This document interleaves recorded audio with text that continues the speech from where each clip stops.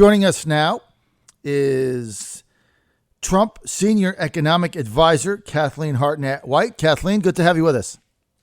Good morning. Glad to be with you. And I want you to know I'm not the senior economic advisor. I'm one of several individuals on Donald Trump. So what? I just gave you a promotion.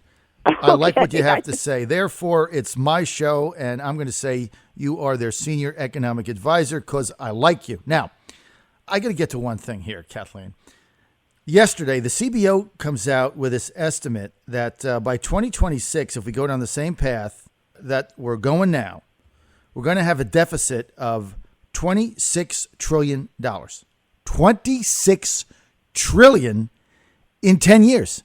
Right now, it's what, 17, 18, something like that? Yes. This year, $590 billion or $600 billion. Next year, $1 trillion. That's just annual debt running on top of the other debt. Now, everybody knows this can't go on forever. Kathleen, I get congressmen, I get House members and senators on my show. And here's a question I ask everybody.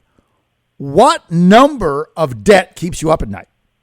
I don't get a straight answer from anybody. Obviously, it's not 20 trillion because they're not doing anything about that. Obviously, it's not 26 trillion because they're not doing anything about that. At what point does this thing collapse? And how do you stop it? Well, we're on such uncharted ground. I think it's not wise to predict. I think we're already in a lot of trouble. I think there's all kinds of ways in which the deficit and the debt, sometimes people confuse those, but those are two different measures. I think we're already in trouble, and that trouble is, I think, reflected in our so-called anemic economic growth, barely a little rise after since 2008, since the so-called Great Recession began. I think less investment, either from U.S. industries or other industries in this country. I think there's all kinds of things that already reflect that we're in a troubled time. And if I could jump to Mr. Trump's perspective, and energy is my specialty, actually energy and environmental issues in an economic context.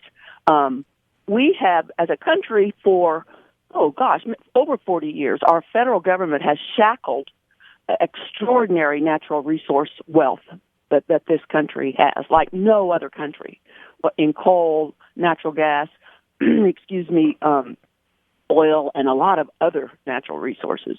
I think, and in the last 8 years, we had a president who wanted to eliminate the use of those incredible resources. Energy is often neglected as a resource in economic models. It is for actually, until the last 8 years, for 150 years, the unprecedented modern economic growth tracked increasing energy consumption in lockstep.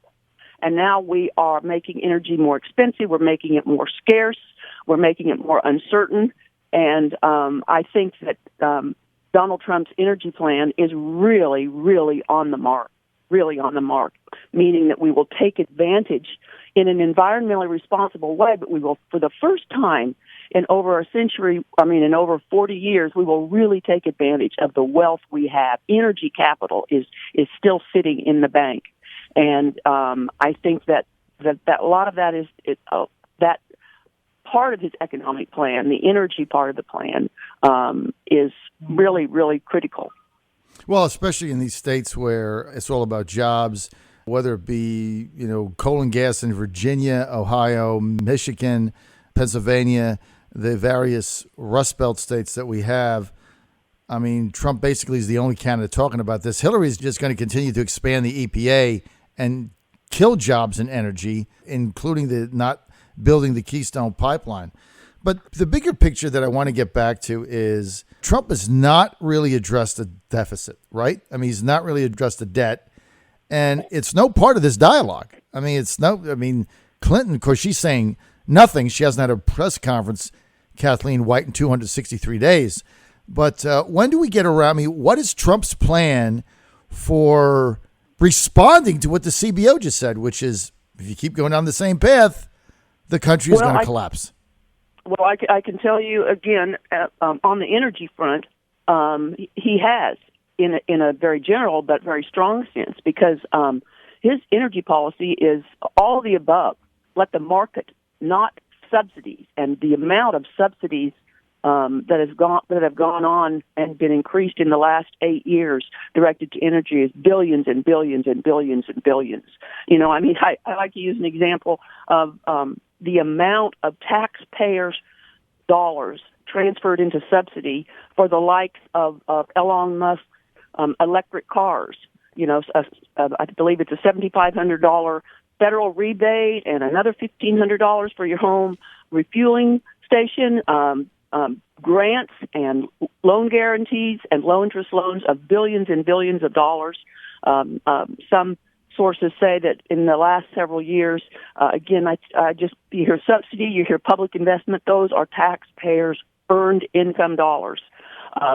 Perhaps $175 billion have gone just to wind and solar subsidies. Well, you look at so many of these solar companies, none of them could survive without the subsidies, and when the subsidies sunset, there's going to have to be additional taxpayer infusion of cash or additional subsidies or something, or they just die because none of them are profitable. They can't make a profit, so everything is being subsidized. And you brought Elon Musk up. I mean, this guy's made billions of dollars off of government subsidies. That's his business. He creates industries to get subsidies. It's kind of a unique business model. But look, you've got all these subsidies to these solar companies are going to go away. But then, look, the environmentalists are going to scream, well, you're doing nothing to help the environment. You're making no long-term investments in renewable energy. How would you answer that?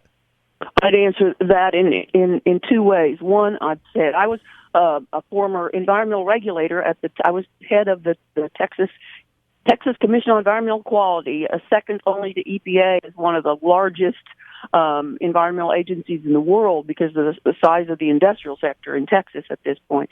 This country, when it was growing robustly before 2008, has seen dramatic reduction in what I call real pollutants. I really do not believe carbon dioxide is not a pollutant. It doesn't impact human health. It's an odorless, visible. It's the basis upon which we have life on this planet, I might add. It's what makes plant growth possible. The real pollutants, while we were growing, while we were increasing jobs, while we were using more and more energy, we achieved something that's never recognized. Doesn't mean one should not continually try to improve the environment. Guess what it takes to improve the environment? It takes prosperity, to have the extra capital to really take on environmental protection.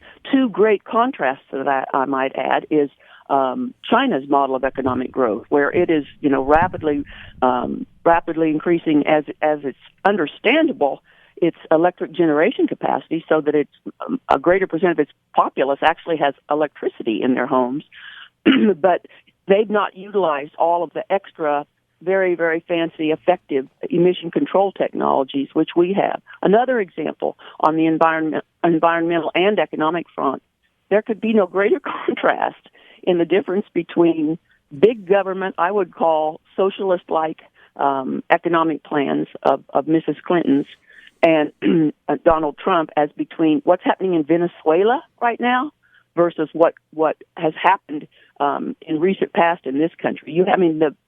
A socialist run by a socialist, President Maduro. You have a total meltdown in a society with chronic food shortages, lack of medicine.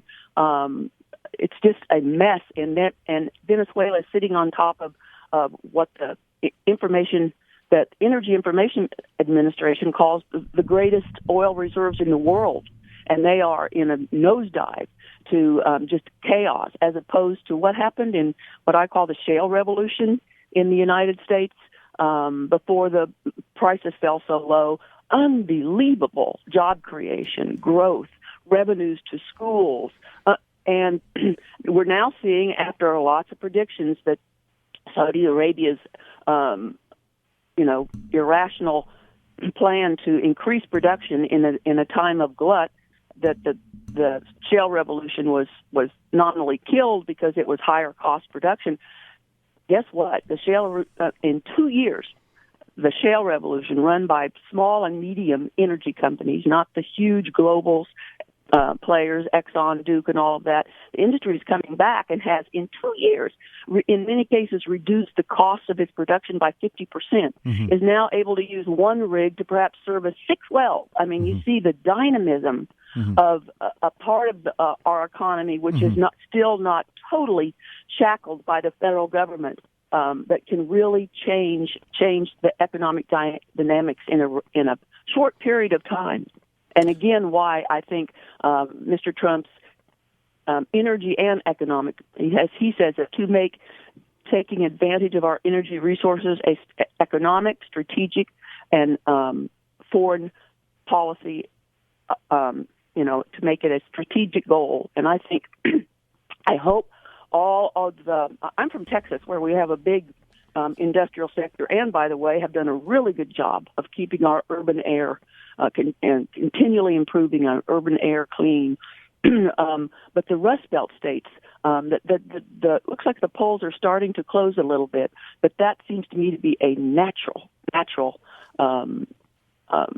demographic that would support Donald Trump's energy and economic plans. I love one thing he said in his I think most recent economic speech. He's going to put U.S. manufactured steel in the spine of this country. And I might add, with all the killing coal rhetoric that we hear, that you can build windmills with steel, but you can't build steel with windmills. Unbelievable. We're with Kathleen White. She's a senior economic advisor for the Trump for President campaign, focusing on energy. Just talking about Trump's energy economic trifecta, basically, his energy policy. I've only got a minute. I want you to answer this question. Were you in favor of lifting the oil export ban, and why not? Oh, very much in favor. First time in 40 years. I believe in free trade, but that also would, and it's emerging, a major stimulus to this economy. The U.S. now has the productive capacity in oil and natural gas to dominate the world market. People talk about independence. Something even better is when you can totally dominate the market. And the effect on foreign policy, we right now don't need to depend on a cup of oil from countries which are very, very hostile to our fundamental values, i.e. the Middle East and Russia. The Saudis, exactly. And, I tell you, Kathleen, we're a long way from odd and even license plate numbers and gas lines from 1974, 1975, right? I'm sorry, 1977, 1978. We're a long way off from that. I'm out of time. I want to thank Kathleen White, Senior Advisor, Trump for President campaign. Stay right here on the John Fredericks Radio Network